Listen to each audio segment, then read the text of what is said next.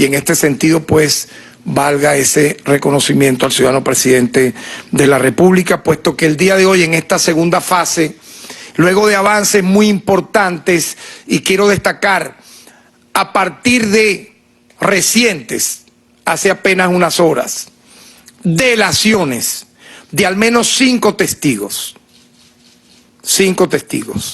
que han sido secuencialmente entrevistados por nuestros fiscales y los órganos auxiliares de justicia correspondientes, hemos logrado que se develara la participación directa y por ello su consecuente detención de los siguientes sujetos: Tarek El Aissami, exministro de Petróleo y expresidente de PDVSA, detenido para ser presentado e imputado por el Ministerio Público en las próximas horas. San Marcos, José López, entre comillas, empresario, cuya vinculación directa, la explicaremos luego, es el del lavador de dinero, legitimador de capitales. Y Simón Alejandro Serpa, exministro de Economía y Finanzas y expresidente Fonden, vinculado de manera directa a ambos ciudadanos, a ambos sujetos que he mencionado. Y si me permiten explicar secuencialmente esto, lo vamos así mostrar. Pero como queremos, en el deber de informar, al mismo tiempo mostrar lo que voy aquí narrando, pero también evidencias de estas detenciones, vamos a ver en pantalla, y acá voy a mostrarle las revelaciones de la detención de El Aissami. Para los que pudiéramos llamar los incrédulos de todas las horas. Podemos ver la secuencia fotográfica, 3 secuencias que vamos a ir mostrando poco a poco, en donde este sujeto ya está en manos de la justicia para ser procesado e imputado, repito, por gravísimos delitos por el Ministerio Público. Ahora, es importante en el marco de esta investigación expresar algunos detalles muy importantes. Recordemos que este caso concreto, PDVSA Cripto, tuvo su desarrollo progresivo y secuencial hace apenas un año, marzo del año 2023. En ese momento se logró detectar y desmembrar una red de altos funcionarios, muchos de ellos presidentes de, supóngase usted, filiales de PDVSA, quienes luego de ser detenidos incluso declararon cómo usaban sus cargos para realizar operaciones petroleras ilegales. Esto lo hicieron y tiene mucho que ver con la responsabilidad de este sujeto, El Aissami, en la asignación de cargas de crudo a la Superintendencia Nacional de Criptoactivos y a particulares, sin ningún tipo de control administrativo ni garantías, incumpliendo con las normativas de contratación de petróleos de Venezuela. Ahora, hay un móvil que yo tengo por responsabilidad, por ser nosotros los titulares de la acción penal, expresar el móvil, la manera, la forma, como estos sujetos se unieron para realizar esta actividad que yo pudiera calificarla de una de las más graves conspiraciones económicas para implosionar de manera, yo diría, casi que total, no solamente la moneda venezolana, sino disparar, como en efecto pudo haber ocurrido en un primer momento, el dólar paralelo. Si hacemos memoria, recordemos lo que el pueblo venezolano tuvo que sufrir sobre ese aspecto por culpa de estos criminales, que lo defino de esta manera: la manera como ellos fueron poco a poco creando esta manera de delinquir, si me permiten, es una de las más difíciles, es una de las más complejas. ¿Por qué? Porque estas personas utilizaban nada más y nada menos que lo más moderno en lo que se implicaría el sistema financiero, que son las monedas digitales. Ustedes saben lo difícil que implica, porque algunos dirán, bueno, ha pasado un tiempo, ¿por qué ahora? Ya lo vamos a ir detallando. Pero una de las fases más, para mí, mafiosas, criminales, de cómo se dio este móvil, es el uso de la tecnología digital financiera para encubrir el delito, para no ser captado, para no ser ubicado. Mafias enquistadas obviamente en la administración pública, en PDVSA, en la CBG, en la SUNACRIP, concatenados con empresarios y banqueros corruptos, agentes extranjeros, obviamente con un eje Miami-Washington, porque quiero destacar lo siguiente.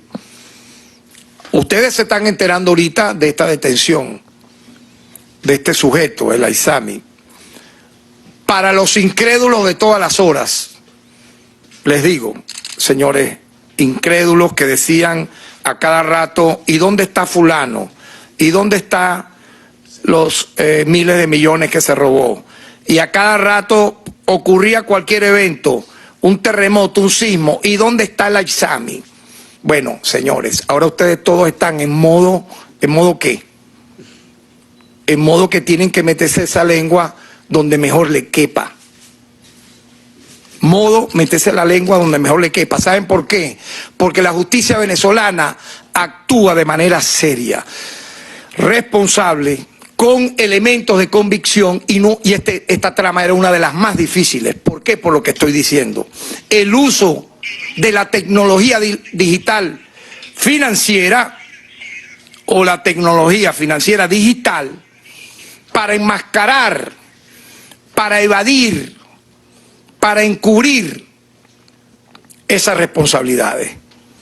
Entonces, no deja de ser llamativo la vinculación de estos sujetos con el eje Miami-Washington, porque apenas ocurrió la detención hace minutos, fuentes nuestras en Estados Unidos nos avisaron que ya sabían allá eso. Explíquenme por qué lo sabían. ¿Qué conexión tendrían estos tres sujetos con esa superpotencia mundial para que casi en el momento en que ocurrió la detención, que algunos se imaginaban no iba a ocurrir,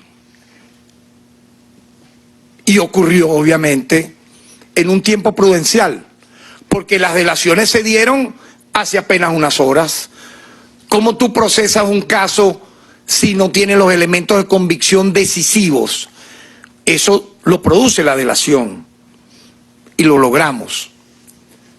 No me cabe la menor duda que estas personas estaban vinculadas de forma directa a Washington, particularmente con ese eje Miami-Washington, para destruir la economía venezolana, porque el plan era ese: llegar al año 2024 ni siquiera en el subsuelo, sino en el sótano 100 para abajo, destruido todo, colapsado, que el año 2015 iba a quedar en pañales. Pues no lo lograron, y el castigo tiene que ser implacable. Hemos dicho que con esto, que en esta segunda fase ya en desarrollo, pudiera venir una tercera fase, pudieran haber nuevas detenciones, pudiera. Hemos desmontado la arquitectura de corrupción con investigaciones conclusivas que develan de manera triangulada cómo lo financiero económico con lo político y con lo imperial aquí se concatenó para buscar hacerle este grave daño a nuestro país. Y tenemos entonces que mostrar estos sujetos vinculados a este eje. Aquí vemos, por ejemplo, a este bichito, Samar López, se la daba de empresario. En este momento llorando, pues, como lo que son, el crimen, el daño que le hicieron. No olvidemos de este sujeto, Samar López, como legitimador de capitales y como lavador de dinero. Oye, qué extraño, le abren un juicio en Estados Unidos, lo colocan casi como que a la par de Pablo Escobar, iban por él, etcétera, y de repente ganó el juicio, le devolvieron propiedades. ¿Qué opinan ustedes? A ver, ¿cómo es eso? Explique usted eso, señor, explique. ¿Cómo, si usted estaba señalado de ser un macro corrupto, Samar López, de repente en Estados Unidos, que le abrieron una causa, literalmente casi que se la lavaron, se la borraron, y de pronto dicha causa fue totalmente puesta al olvido y sus propiedades que se les habían incautado se las devolvieron? Él no ha podido explicar eso. Aquí igualmente este sujeto, lo podemos ver, Simón Serpa, vinculado también a la mafia financiera a través de fichas que tenía el AISAMI dentro de Fonden y el Ministerio de Finanzas, también ha sido detenido y podemos verlo allá para los incrédulos de todas las horas, que pudieran hasta decir que no. Bueno, allí está. Quiero destacar un poco para ahondar en el tema de la trama brutal que tenían contra la nación. Esta red utilizó un conglomerado de ciudades mercantiles para legitimar el dinero obtenido de dichas ventas por medio de adquisición de criptoactivos. Allá iba lo difícil, que es el tema de la monetización digital, el esquema de corrupción financiero digital. Pero ellos lo lograban por ese medio, la adquisición de criptoactivos, obtener bienes inmuebles e inversiones en el sector de construcción y, repito, e inmobiliario. Estos manejos fraudulentos involucraron a 3 instituciones claves de la nación venezolana que en su momento controló el AISAMI: Petróleos de Venezuela, la Superintendencia de Criptoactivos y la Corporación Venezolana de Guayana. Entre los primeros detenidos, recordemos la primera fase, estuvieron Antonio Pérez Suárez, vicepresidente de Comercio y Suministro de PDVSA, Jocelyn Ramírez Camacho, superintendente nacional de criptoactivos, mano derecha de la AISAMI y ejecutor de casi todas estas atrocidades. Y obviamente el parapeto político que utilizaba el AISAMI para toda su corrupción, Ugbel Roa, exdiputado a la Asamblea Nacional. Por este caso, en su primera fase, han sido acusadas 54 personas, todas detenidas, imputadas y acusadas. Tras esa primera etapa, la investigación, como ya lo expliqué en el preámbulo, continuó abierta. Nunca dijimos que había terminado, nunca. Aquí hay varios periodistas que nos consultaban sobre el tema y decíamos: la investigación sigue en curso y no descartamos nuevas detenciones. Pues aquí está. Quiero destacar igualmente que aparte de las 54 personas detenidas, hay 17 órdenes de aprehensión. Y por ello, como consecuencia de esa, vamos a decirlo así, segunda fase adelantada por el Ministerio Público, en medio de una investigación, repito, sistemática, permanente, aparte de estos 54 detenidos y procesados, voy ahora a ir al grano de lo que implicó estas detenciones, por qué se dan en este momento. 5 de los detenidos se acogieron a lo que implica la garantía de la delación.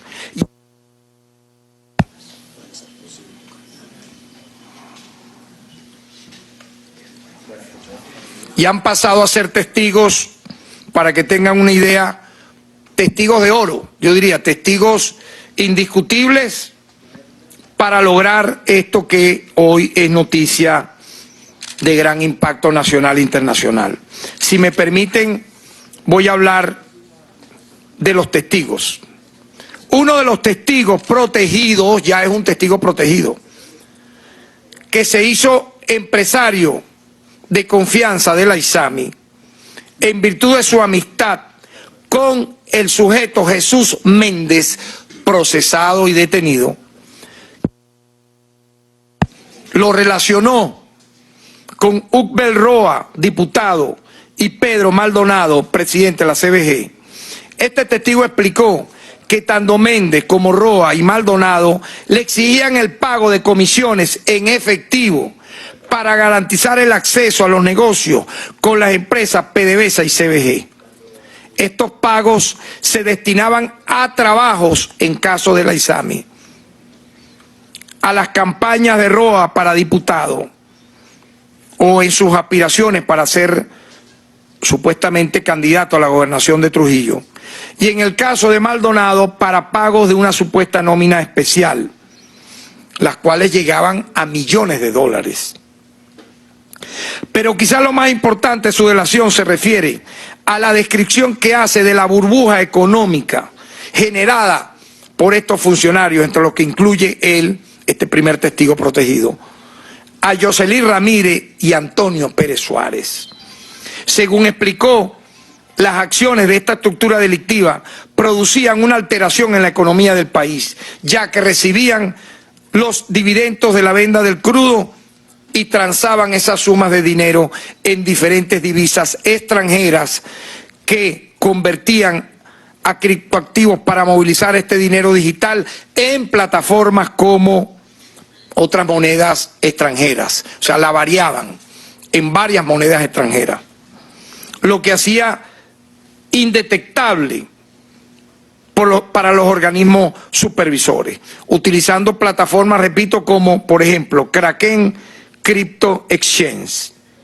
Con esta estructura evadieron toda normativa financiera del Banco Central de Venezuela, trayendo consigo la inestabilidad de la moneda nacional, alimentando el incremento del mercado negro de divisas y causando daños al Estado venezolano, lo que expliqué previamente en el preámbulo de esta rueda de prensa. Es decir, el objetivo de este grupete malévolo era nada más y nada menos que acabar con la economía del país, sin importarles el daño que ya de por sí tienen las 930 medidas coercitivas unilaterales que se convierten en violaciones masivas a los derechos humanos en contra de nuestra población, que atentan contra el derecho a la alimentación, a la salud, a la vivienda, al bienestar. Entonces calculemos el plan. Por un lado, las 930 sanciones, medidas coercitivas unilaterales impuestas por el gobierno de los Estados Unidos de América, y de manera simultánea y paralela este plan de estos criminales para implosionar la economía y acabarla en pedazos. Sinceramente, eso es como el lanzamiento de 100 bombas atómicas en el mismo minuto. Si sumamos y unimos ambas acciones en contra de la economía. Pero han sido detenidos, han sido capturados. Yo quiero ver ahora qué van a escribir estos bichitos que todo el tiempo, esos bots. ¿Y dónde está el ISAMI? ¿Y qué pasó con el ISAMI? ¿Tendrá que matar un perro el ISAMI para que el fiscal general lo lleve detenido? Sigan en esa, pues yo quiero ver ahora qué van a inventar. Me imagino que están, como dije, nivel o modo, métanse esa lengua donde más le quepan, porque hicieron mucho daño a ustedes. A veces yo pienso, capaz que este ISAMI estaba unido a ese grupo de millones de bots que por cualquier noticia que hubiese, Venezuela se ganó la medalla de oro en los Juegos Centroamericanos. ¿Y dónde está la ISAMI? Yulimar se coronó campeona mundial. Venezuela celebra. ¿Y dónde está la ISAMI? ¿Dónde están las 20.000 monedas X.